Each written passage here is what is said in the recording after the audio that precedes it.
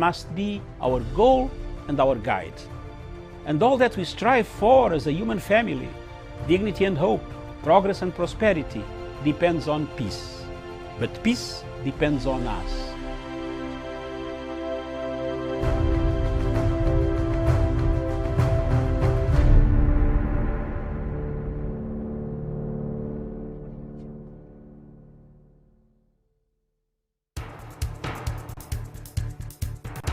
It is ridiculous and it is against the laws of nature that we can have somebody sitting pretty who takes home more money than the credible entrepreneur who is doing actual production of goods and services.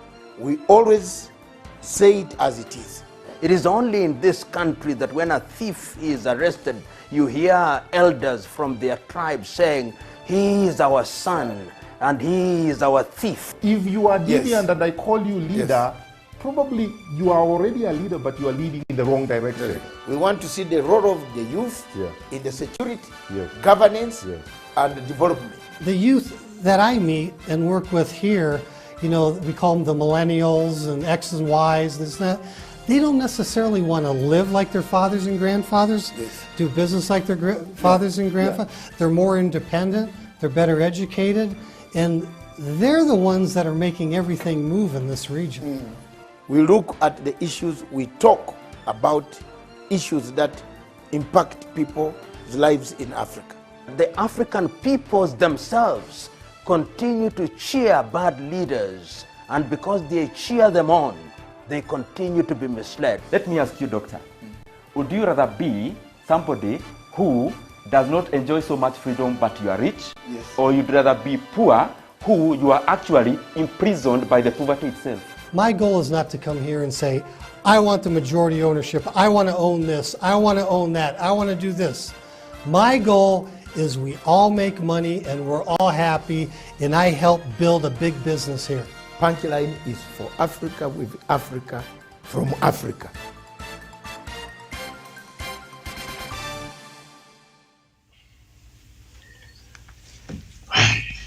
Good morning, viewers. Thank you very much for watching Punchline Africa Television, broadcasting from the Political Command Center of Punchline Africa Television, the only online television that looks critically at matters that ail Africa.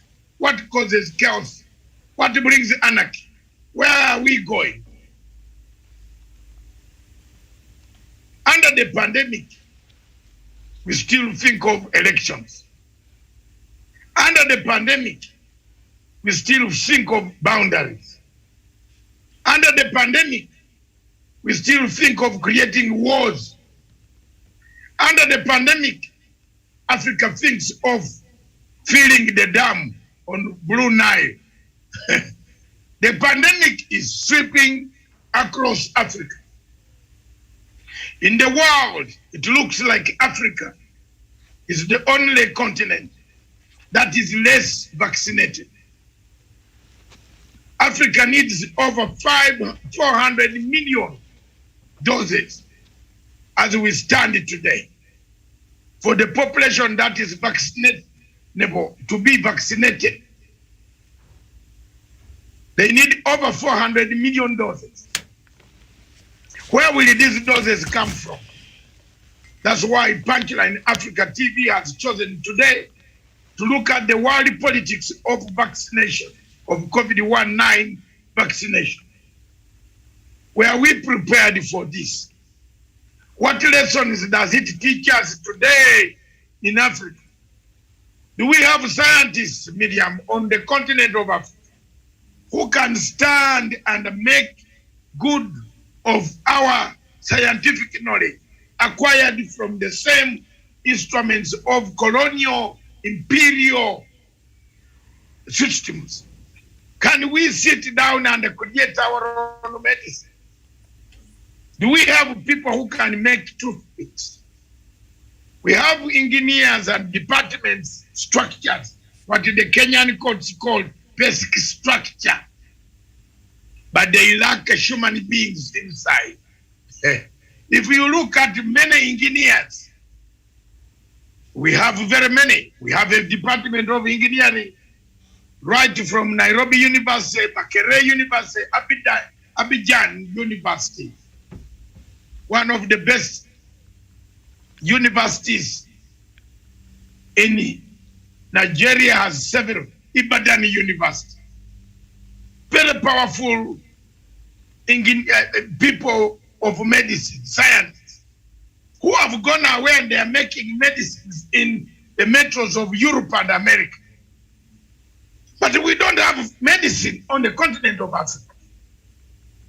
We have institutions, KEMRI, Uganda Research Associations, Tanzanian Research Institutions, Zimbabwe Research Organizations, all these South African research agencies, apart from South Africa, that has tried to make medicine under license, not medicine on their own.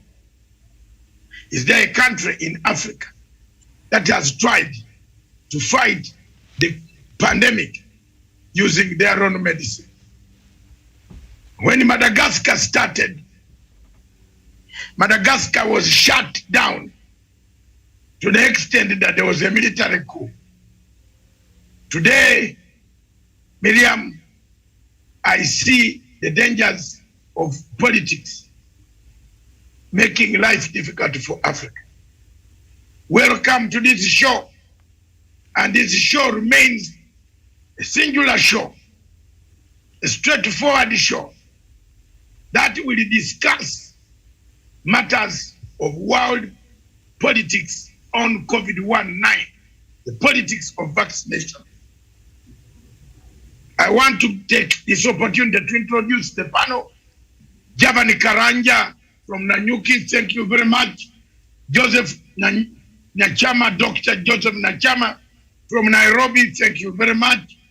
Douglas Kirimi from Meru, the candidate for the coming October. You are one of those we are talking about who is campaigning under the pandemic.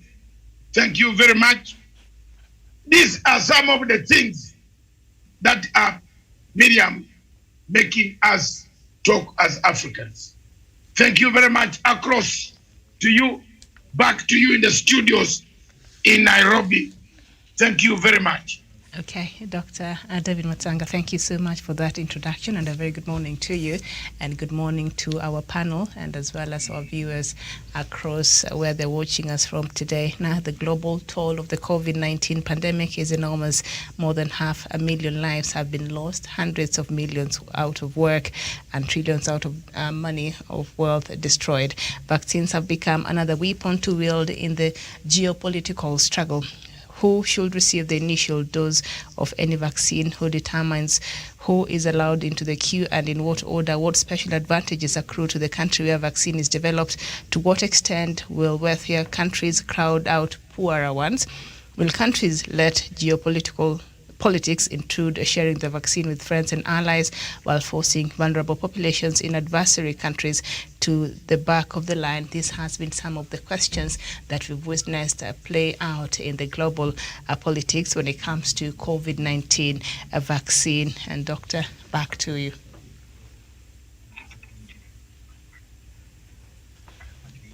All right, so as we wait there for Doctor to come back, perhaps I'll start with you. Dr. Joseph Nyanchama, so far over a year, I think close to 2 years now since all right, Doctor, you're back. I think I've finished. I had made my introduction very clear that the world politics, Africa needs 400 million doses. And these 400 million doses are not available for Africa at all. We are still struggling. We are being given leftovers. Yet we are members of the United Nations that must be treated on equal length. So why is it that we are treated less and we are left vulnerable at the mercy of God? Yet it is not, the disease did not originate from Africa being careless. The disease came from a country that is a superpower that produces emission, that produces everything in the world. Why is it that America has not sat down with China to find out what best can China pay? What can they do to manufacture more of this vaccine? China is the one that created the disease. The disease came from Wuhan. So why are we not talking about China being brought to the Security Council to be asked, what levels can you do to help Africa? Because if we don't talk about Africa today, Miriam, we are going to die here. To be very honest, we are going to die here. The way people have gone to vaccinate their people. 3/4 of the people in the United Kingdom, for example, are vaccinated. All of 3/4. They have opened their businesses. Africa is suffering. The business, the airlines are not carrying people from Africa. We have been blacklisted. We can't enter Europe. There is no African country entering Europe. Tell me one African country entering Europe. We have been blacklisted. So where are we? What did we do wrong? We did not originate the disease. The disease came from Wuhan. The men know where the disease came from.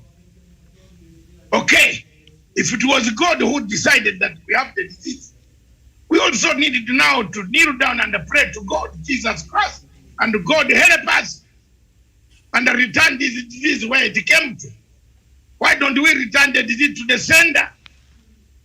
The sender is making business. The people who brought this disease are making business. Recruitment business is going on in China. China is manufacturing. Kenya is not manufacturing. Uganda is not manufacturing. The entire Africa is not manufacturing. The entire Africa, on top of that, is not being allowed to enter Europe or to enter America. If you want to go to America, I don't know how many tests you can do. If you want to go to Britain, you need 2,050 shillings, even when you have been vaccinated by the same drug of Oxford Zeneca, surely, which is made from Britain. Even when you have all your requirements, and you are an African, except for people who are residents like us, we can go. But still, when you're a resident and you are coming from Kenya, if you're a British national coming from Kenya, you have to quarantine for 10 days, Miriam, 10 days. And tell me you have your house next door. Your wife is cooking food, very nice food, smelly. And you are sent to a small, smelly bed and a breakfast room where you could even contract more disease. Is this fair? Is this fair for the people of Africa? Almost, if you look at all countries in Africa, are under a red flag. You show me, what business are we going to do? What business are we going to do? Show me what that industries in Kenya will flourish, that Kenya Airways will flourish.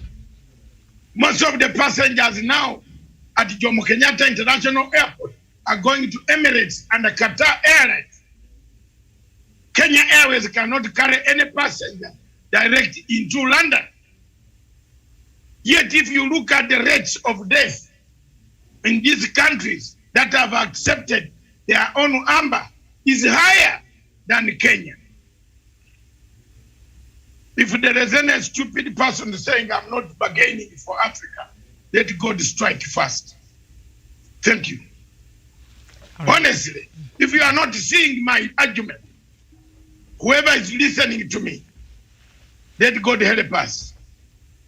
Tell me why Kenya Airways, with the same aircraft, same 788 Boeing, the latest aircraft, cannot take passengers and drop them in Heathrow Airport. Tell me why Emirates, which has Kenya, which has got the lowest death rate, which has got protocols, has not been allowed to fly into a country where the business is being killed. Kenya Airways is dying. The aeroplanes on the African continent are parked at the parkway. They cannot fly. They can only fly with cargo, but they can't fly passengers. So what have you literally done? You have literally given business to the airlines that can reach. If you can go right now to Emirates and Qatar at Jomo Kenyatta International Airport, media, and the panel, and those watching us, the panelists, the queue is longer than the queue of Kenya Airways. So they are coming to Kenya on the ground of Kenya, airlifting passengers. Kenya Airways is packed with their plane, taking 0 passengers, taking almost no passengers to London. So what? Taking no passengers to New York. What is this? That is why I call it the politics of world politics of vaccination. African countries did not bring the disease. So why are we paying a huge price with sanctions? And yet Kenya, China Airlines are allowed to land at Heathrow with the huge aeroplanes. Medium, can you see? Are you seeing what I'm seeing? I am simply telling people in Africa, that's the life we are going through.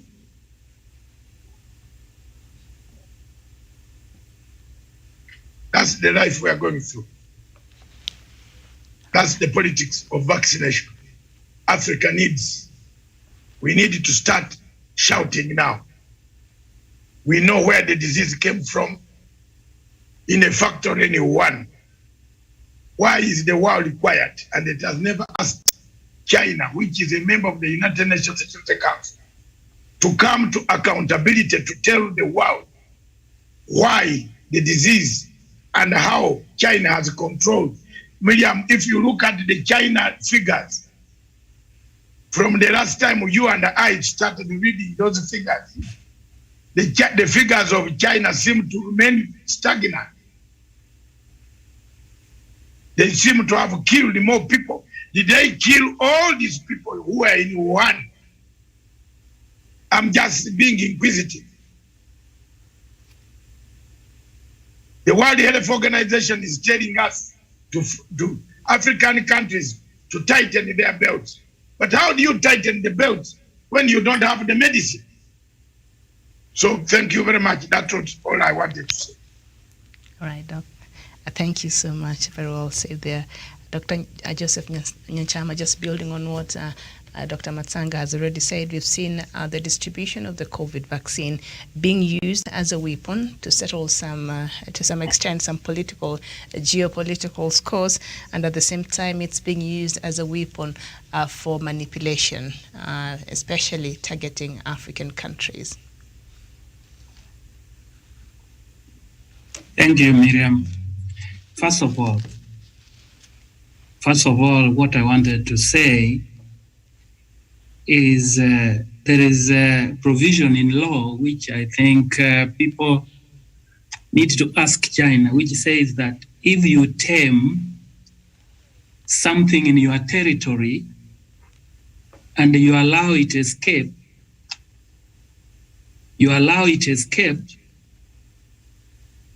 if it escapes and causes harm outside your territory, then you are solely responsible for the harm that thing causes. If this disease originated from China, indeed it is proven, and in fact China has not demonstrated that it took precautions to prevent it from spread, then the harm it has caused across the globe, China is already responsible. And the UN must bring it to account instead of saying that Africa, tighten your belts. I think we need to also stand up strong and tell China to come up to tell the whole world the truth, what they know about this disease. It originated from there. They allowed it to spread. They never took any stringent precautions to prevent it. It has caused harm across the globe. And I know the best law says, in fact, if you tame a fierce dog in your compound, you let it escape to the neighbor to cause harm. Whatever harm it causes, you must make good. You are responsible.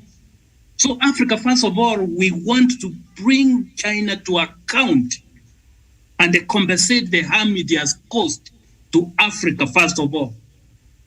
That is the extent I can comment to that. Number two, Dr. Masanga has said, Africa has no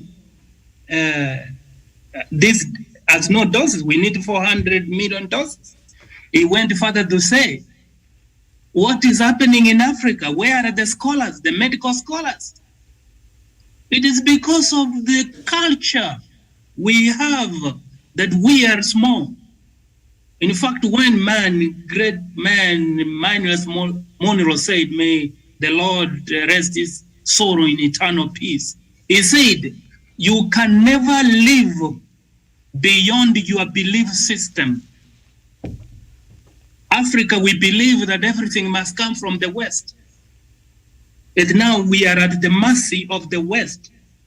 Dr. Masanga, through you, Miriam, can we force the African states to dedicate at least 1% of their domestic income to go into research of various things? We never do research, we're just waiting.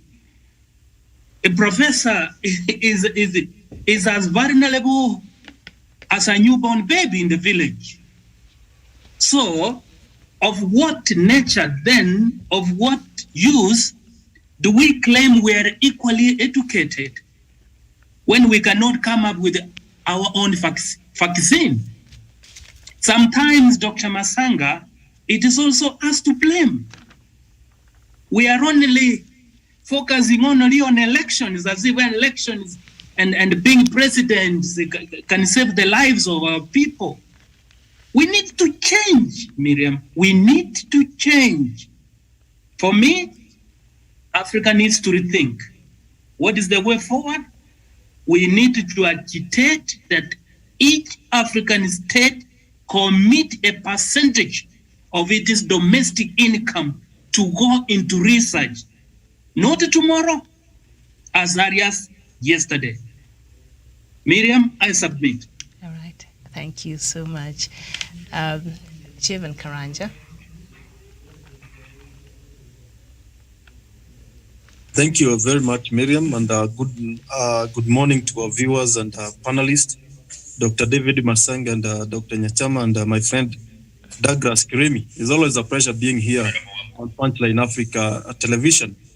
One, I would start my point from where Dr. Joseph Nyachama has left, that as African continent, to avoid all these kind of intimidations and hula balloons, we need to ensure that we build the capacity and we ensure that our scientists, the people who deal with developing these vaccines and fighting these kind of diseases have the right resources to ensure that they can be able to develop and to come up with our own African vaccine. Because if we had our own vaccine, Miriam, we could not be going through this trauma of trying to get vaccines, begging here and there. Maybe it could be easy accessing the vaccine from a neighboring African country than from these European and Asian nations. Therefore, that is an eye-opening moment for Africa head of states and our African continent at large, that we need to have our own resources. If we need to command respect, if we need to be at the global map, we need to start developing, because we have the capacity, Miriam, we have the intellectuality, we have people who have gone to school, they know what to do. We have KEMRI, a research institution that is supposed to develop these kind of things. Therefore, we are there, Miriam. Although this vaccine caught us unaware and unprepared, Therefore, this speaks to the unpreparedness and the kind of deplorable state our health status were in Africa. Therefore, this should be a moment to strengthen our institution, to strengthen our hospitals, to ensure that we have enough bed capacity, ICU beds, and so on. Therefore, Miriam, to some positive side, this coronavirus has really helped the African continent to see the kind of crisis, the kind of the situation that were in our hospital. Therefore, in future, we might be able to learn from the mistakes or from the setbacks that COVID-19 has brought on us, so that we can build and prepare for the future. On the issue of vaccine, Miriam, I think in terms of the world and the geopolitics, it's something that has been going on. We have all these geopolitics, and now I think COVID and the vaccination has brought in a new window for these countries to exploit this opportunity to show or to flex their financial muscles or their technological or advancement through this vaccine, or to show the world what they have to offer. That is why you see other countries that really trying to compete on who has the best vaccine, who can produce the most effective vaccine on that matter. Therefore, these are things that have been there when it comes to weapons, especially in the army. We also see the same kind of scenario. When it comes to finances, we also see the kind of scenario. Therefore, this issue of vaccination was not an exemption. It was something that was at risk of that kind of exploitation from this big country or these powerful nations. Therefore, I see it as something that is falling on the right path, because that has been the norm at the global atmosphere when it comes to that kind of global issues or global crisis. We tend to have that kind of a development where the big country try to show the world what they really have to offer and so on. Therefore, on that extent, the people who are left vulnerable are Africans, because we don't have we don't have our own vaccine to compete with these mighty or giant countries. Therefore, on that issue, the African continent should also rise to occasion and prepare our masses and encourage them.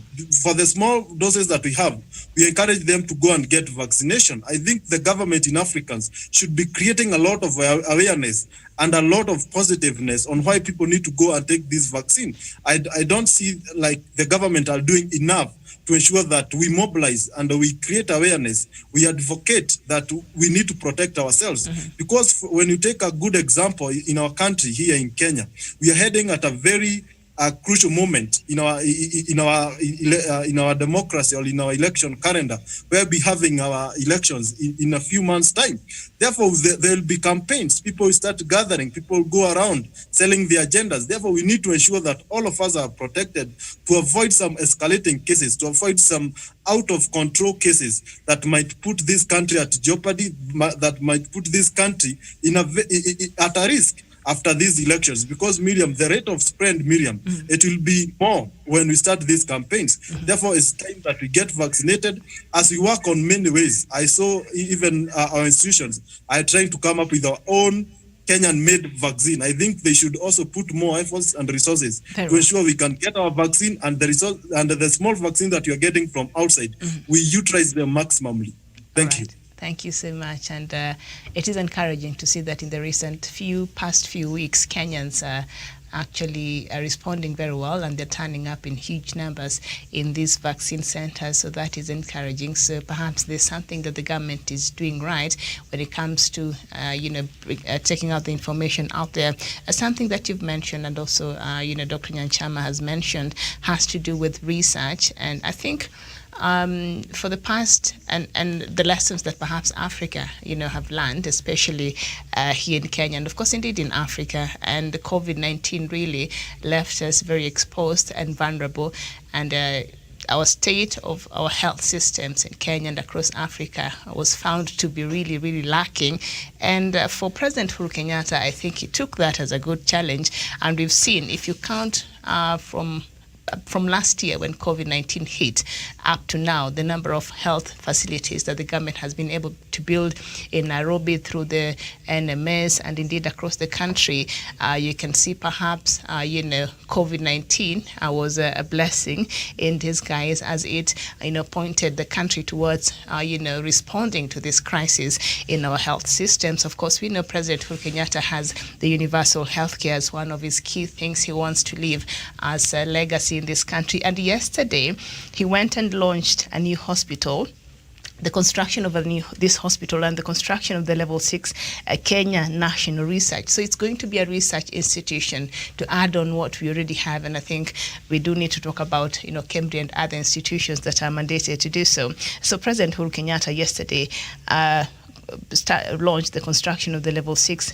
Kenya National Research and Referral Hospital at the Kabete Military Barracks, and it's going to be a huge hospital with a 700 bed capacity, and among other things, it is going to be a cancer center, 14 operating theaters, VIP wings, ICU, HDU, and infectious disease units. So we see the government is indeed responding effectively in the new challenges that we're experiencing in our health sector. So a lot needs to be done, but we see it is on the right path. Would you not say so, Dr. David Matanga? We are on the right path. Mm-hmm. But are we? Kirimi was there. I don't know whether Sorry. Yes. Douglas Kirimi, take my chance there. And then Dr. Welcome. Yes, sorry. Yes. Douglas. Good morning. Good afternoon, Dr. David Matsanga, Miriam Ogutu, and also to Jevan Karanja and Dr. Joseph Nyanchama. Miriam, to respond to your question, we're moving on the right direction. And we are improving on the very foundations that we have had as a country. And also the president has been really working hard. But I have a small problem, Miriam, when it comes to COVID-19 mitigation. When the president of the Republic of Kenya or the national government availed funds for construction of ICU beds and HDU beds, hospitals and facilities to be uplifted in the counties for us to be able to build capacity, to be able to handle this pandemic, some governors decided to take this money, munch it or use it or steal it or misappropriate it or root it or pray for it using their family, friends and girlfriends.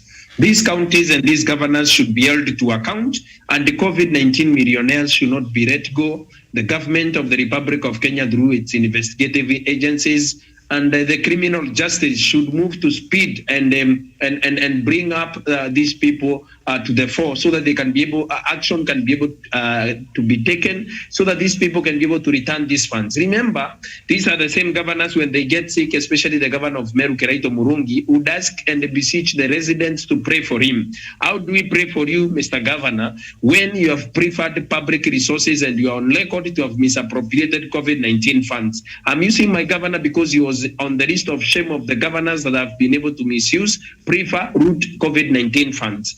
In this country, Miriam, we have had people like Governor of Kakamega, Wycliffe Ambetsa of Paranya, who went on to buy pieces of land so that he can be able to bury his people when they die of COVID-19, instead of equipping HDU and ICU wards so that he can be able to build more hospitals, build more capacity for health workers, and be able to build capacity for their own system, healthcare system in Kakamega County. He went to preempt the death of so many people. And God is so good, we've not been able to report so many deaths from Kakamega County. And these are some of the problems that developing countries are having. Because, Miriam, in as much as Western countries are using COVID-19 politics to be able to reorganize geopolitics of our regions, to reorganize governance issues, to reorganize our politics, and to reorganize the way we live, as they continue making us suffer under their hands because of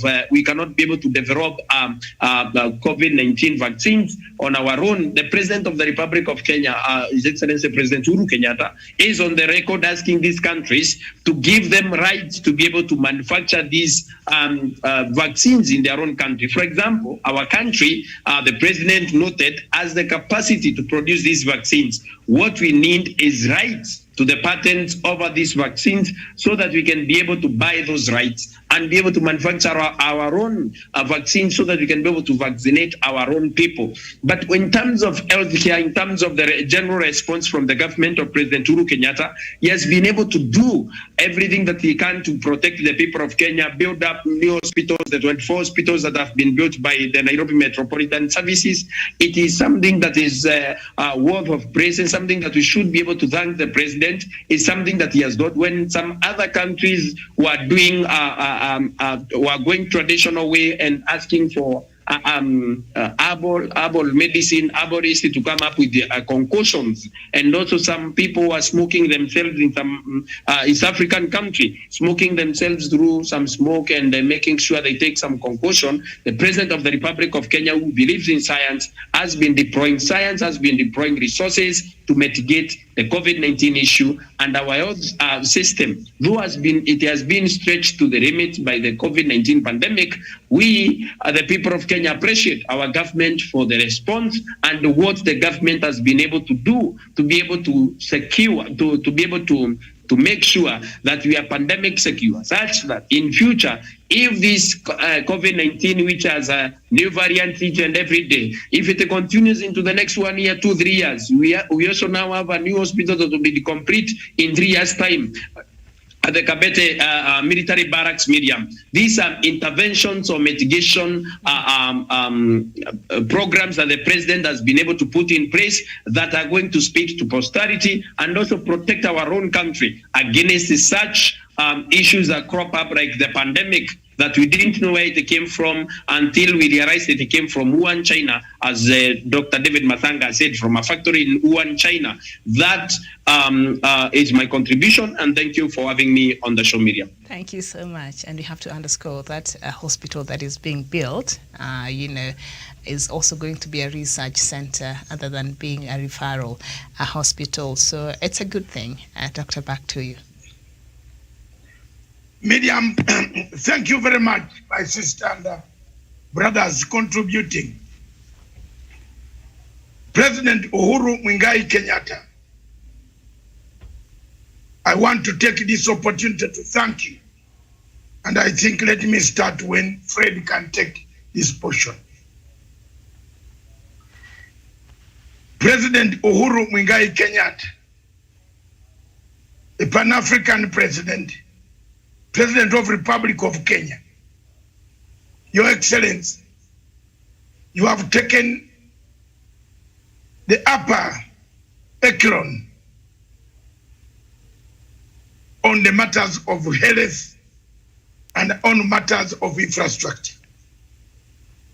We want to take this opportunity to thank you for having made it very clear and a priority to the people of Kenya to give them priority on the question of health care and infrastructure as it is in your Agenda 4. There lies quite a lot of good policies that you laid out. The points that were raised by us on this panel are genuine points, like the money was given to the governors. What has happened? Each county was supposed to have 100 beds, at least 100 ICU, ready standby for in case we go the Indian way. If you do a forensic study across the county, Miriam, you can come back crying tears than coming back having joy. Most of the hospitals remain as they are. Some of this money was used into other issues, not issues that touch health. So there is need also, as much as we open up these new institutions, there is need to crack the question of corruption, which has been embedded even in these medicines, which are gaining world political nature. Vaccination is catching fire everywhere. In America, people are talking of some vaccines being removed from the shelves. It is time for us and for the people of Kenya and East African Africa to stand up and say, what type of medicine can our people make? The research center that the president opened yesterday, the ground that he made yesterday, will go a long way, not to heal on the Kenyans, but the entire East Africans. Therefore, Mr. President, you have done a great job. You have put infrastructure. You have put everything. But Your Excellency, what kills us is the amount of corruption embedded, the amount of incompetencies, red tape, created by people within the systems, especially when you look at the opposite direction that government is pulling in several things. You see the matters of governance cannot be straightened. What is happening in Kenya, Miriam, therefore, to me, becomes a very worrying situation as far as the vaccination is concerned. It is important that we call upon the people of Kenya to take the opportunity to vaccinate. To vaccinate. But now we have rogue people, rogue elements, rogue MPs, carrying drugs, changing labels, putting labels. That is also politicization of vaccination. The amount of corruption that we have talked about can be seen in this type of framework. Miriam, if an MP carries medicine and labels it, his box, and then calls people for vaccination, how sure are we that that medicine was refrigerated? We are killing people. It's Africa. That is the Africa we have. I don't know how you Kenyans will do it. But when you see, I even lack words. You see, when an MP goes somewhere and gets vaccines, takes it to a dispensary and labels them UDA party. It is. Miriam, I'm not talking. Yeah, no, honestly. I saw it yesterday in the news. Yes, you're not being malicious. Yes. And the labels it is the party, and then the medicine has not been put in a refrigerated area. Tomorrow, these people are going to start collapsing, dying. They will be crying Uhuru Kenyatta. So, you know, the most serious thing that Miriam, can I tell you, my sister and my panel, you can agree about it or you can disagree. I am not bothered. But I'm telling you frankly, the most worrying thing in Kenya at the moment is Ruto. Ruto has made it very difficult for this government to function. And I am a peacemaker.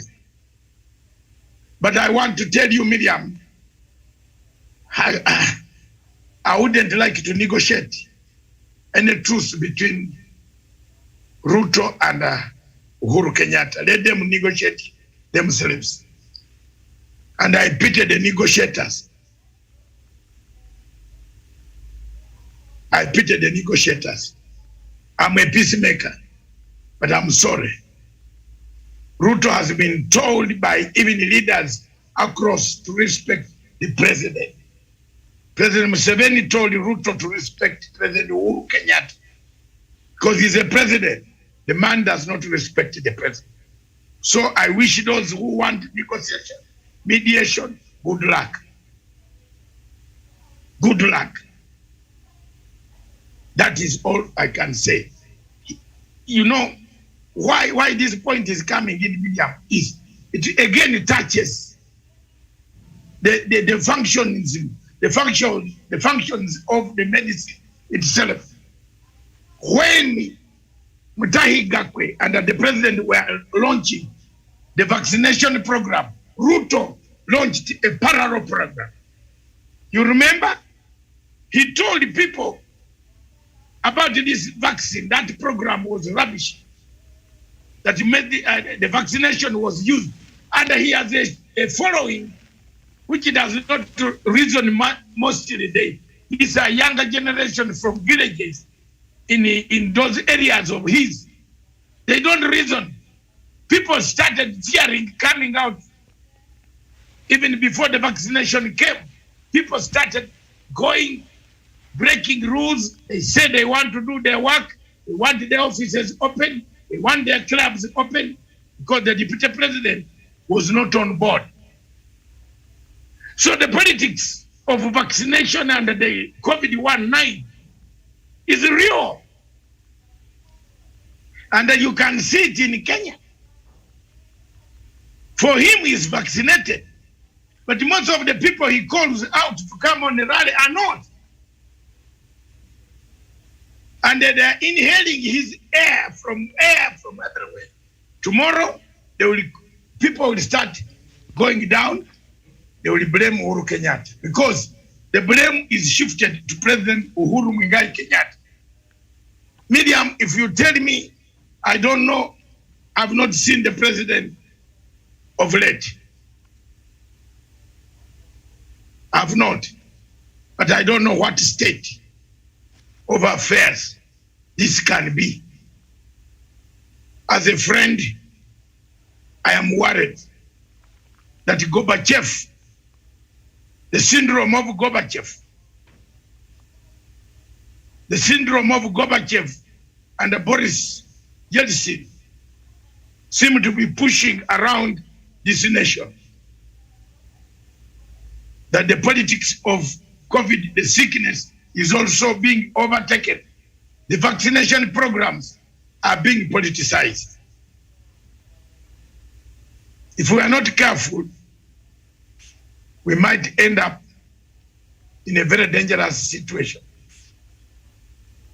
Already, we are standing at the cliffhanger with the two courts overthrowing the executive. Miriam, did you know that the executive of Kenya is lying on a cliffhanger?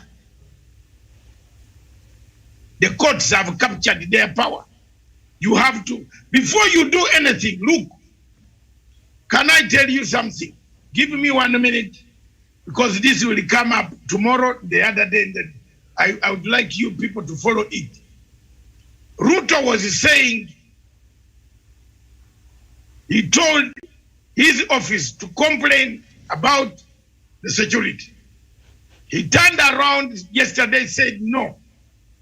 Now it has been revealed that Ruto has over 234 policemen of all grades guarding him and his farms. It has just been revealed by Matiang'i. Breaking news. Because now you can see why Ruto yesterday ran and told people, please forget about this. A liar, a big liar. Have you seen how a liar? I don't know how people will be under this guy, but that is not for me. Miriam, I pity you. I pity you. Because for me, the Ruto people have prepared the deportation orders for me to go home. I will not like a home, but I cannot be under this guy. Look, he has now, the thing is in the parliament, in the public domain. They have just said it is on TV. He has 234 policemen guarding him and his farm. Farms, poultry, getting the gas, petrol station, kila kitu na wabibi even Kaliko. Guarding even some Malayas. You know? People, is this a hustler? This is the hustler we are looking for. This is a messiah from Sungoi. nyenye mkue haya wa chini ya huyu. Lakini mimi Miriam, I pray for you. My sister, in the future when you need assistance on that, told me, I will always look out for you. But this one, look at that. No wonder yesterday he was all over everywhere saying don't waste time in Parliament because he didn't want this truth to come out. Have you seen? Now the truth has come out. Every Kenyan knows he has 234 two-layer policemen, 2 layers, even guarding his chicken, personal business.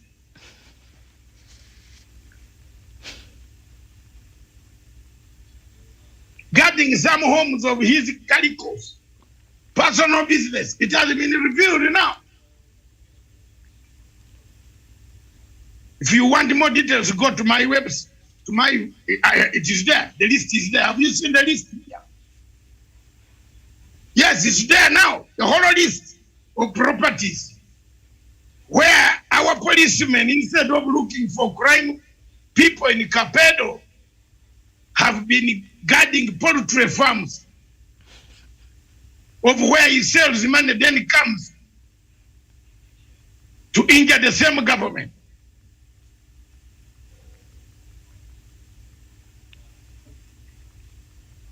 Kwa hivyo mimi, this one, me I've been, Mr. Bismarck Kabura, you know, I've been told I will be deported.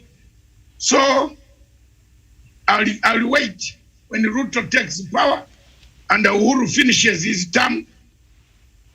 I will go home. As long as God keeps me the strength. Don't worry, Mandela suffered. But Mandela later on came to power. And everybody said he's a world leader.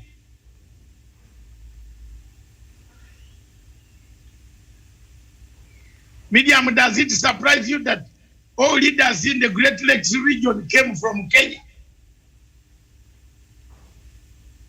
All of them leading these countries around Kenya, they became taxi driver. They were driving taxis like Matanga is being insulted here. Kagame was a taxi driver. Museveni was a porter. Obote was a porter here.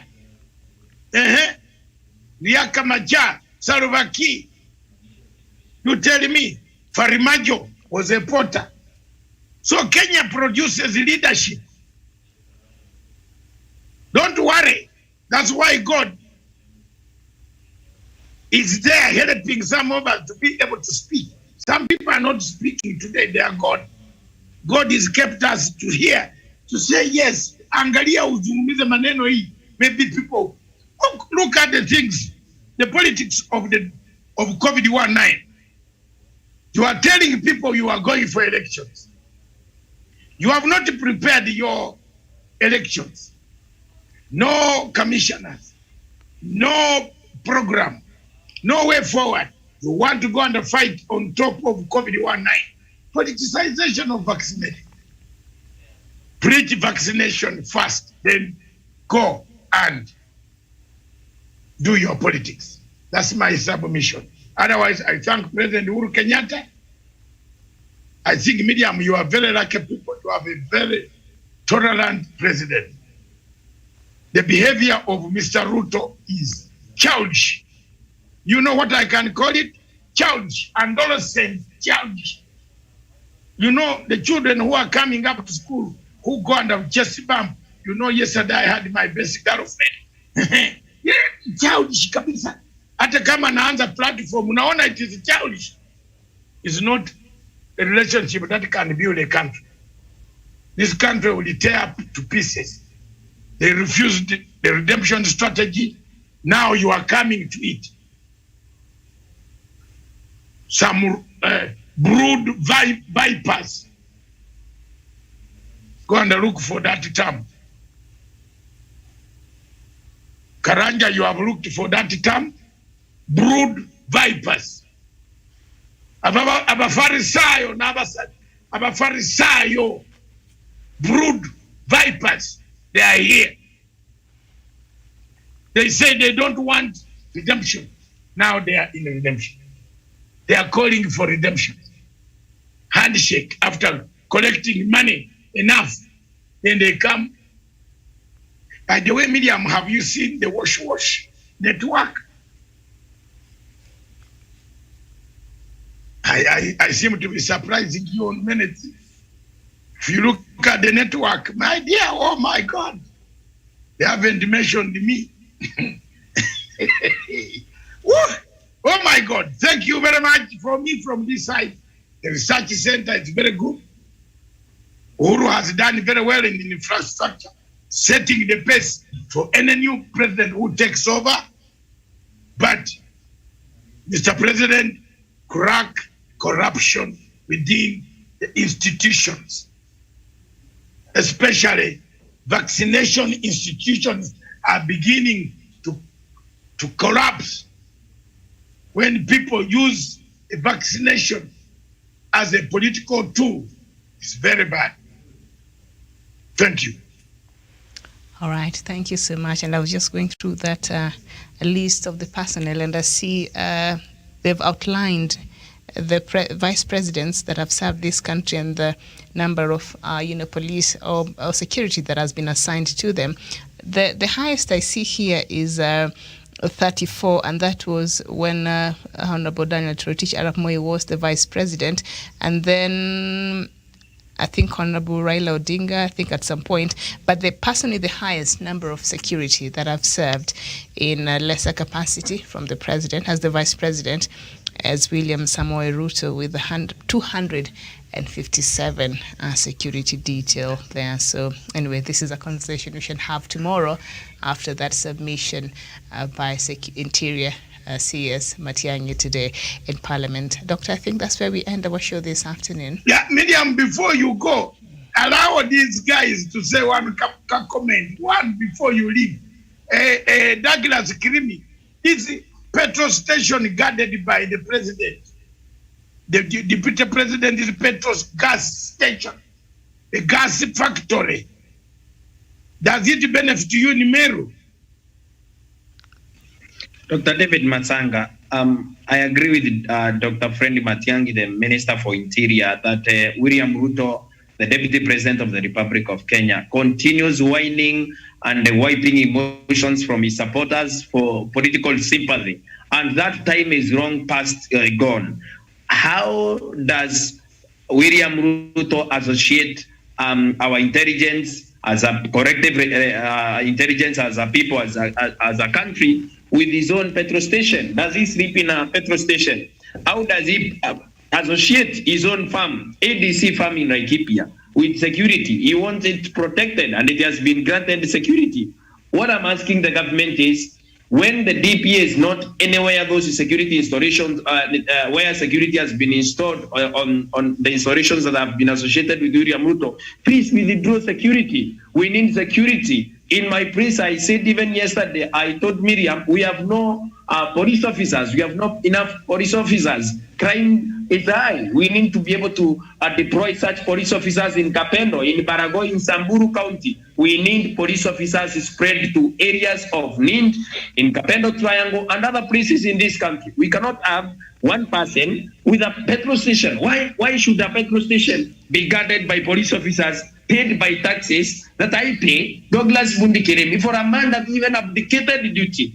This man has run away. He wants to become president of the Republic of Kenya, and he wants me, Douglas Bundikiremi, to pay taxes so that he can have his own petrol station guarded. He needs to secure private security for his own private installations, properties, because we cannot, like a country, misuse our police officers guarding one man's property who calls himself a poor president, a poor presidential hopeful for the poor people, a man that has huge properties across the nation, spread across the nation, guarded by taxpayers, a man that is working for the government of the Republic of Kenya, a man that says the government has withdrawn his security, whereas 274 security officers are working and also guarding him 24 hours.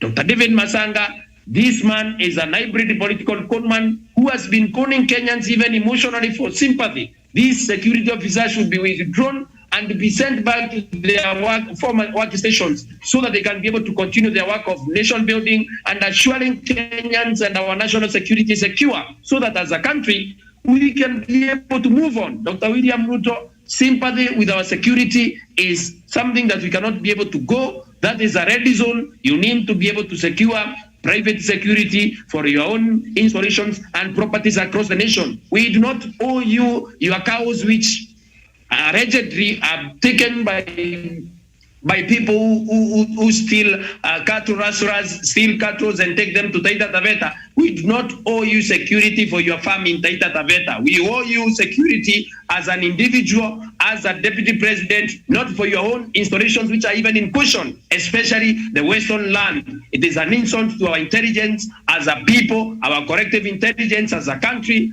and as a nation. Thank you. All right. Yeah, thank you very much, Miriam. I don't know whether there's anybody else, but it seems Douglas has summed it for us. I don't know if Dr. Anybody Nyanchama else? is there. Dr. Nyanchama? Maybe not. Thank you, Miriam. Okay. Thank you. Go ahead. For me, what I will say, I never saw it until Masanga brought it. I was wondering why was the DP very emotional yesterday, because they had planned that all these top leaders in security need to be summoned. I think later they realized that they were going to be exposed. That is why he was telling Parliament not to focus on security, focus on higher matters. It is very unfortunate. You know, we need to have leaders of integrity and honor. That is how a nation can progress. But what I have seen from that office, it is really unfortunate, Miriam. 257, you said, Miriam? I can't believe it. No wonder poverty is pervasive across the Republic. So insecurity is pervasive. So I think the government needs to rethink on terms of distribution of security, because even you, Miriam, you need security. Every human being is equal before the eyes of God. I submit, Miriam. All right, thank you so much. And I think this is a conversation we shall have fully tomorrow, going detail by detail over that presentation. Yes, Miriam, I would like to invite my friends to the show this evening. My opinion. I don't know how many of you will come in. My opinion. The show is my opinion. Should the president shake hands with the deputy president? And I believe Kirimi and Javan Karanja, Josephat Nyachama and Professor and Westonga and the others, we can find, don't worry about how many listen, we want it to be on record, it will be played somewhere. The show, my opinion,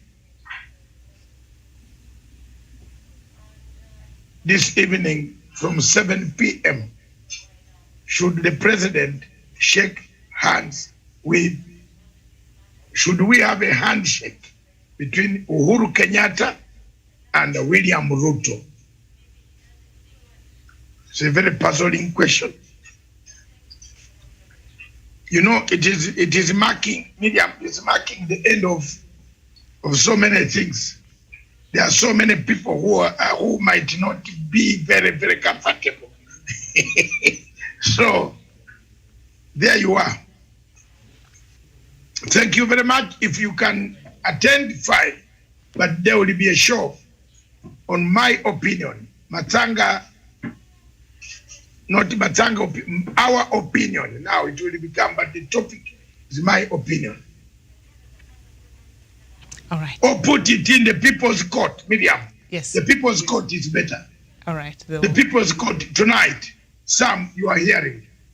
Otherwise, thank you very much, Miriam. Thank you. 12:40. I know you are rushing for lunch. To prepare for the other things. God bless you, gentlemen. Thank you very much. I have seen the angel.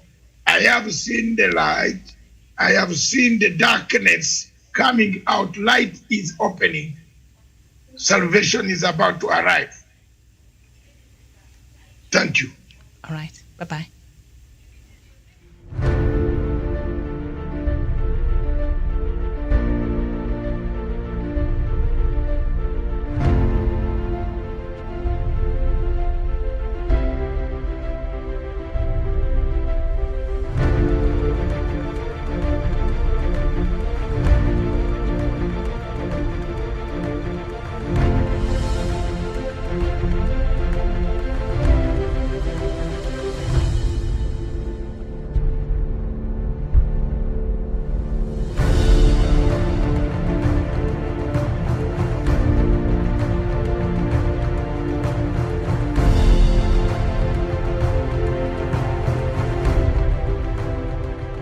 Peace must be our goal and our guide.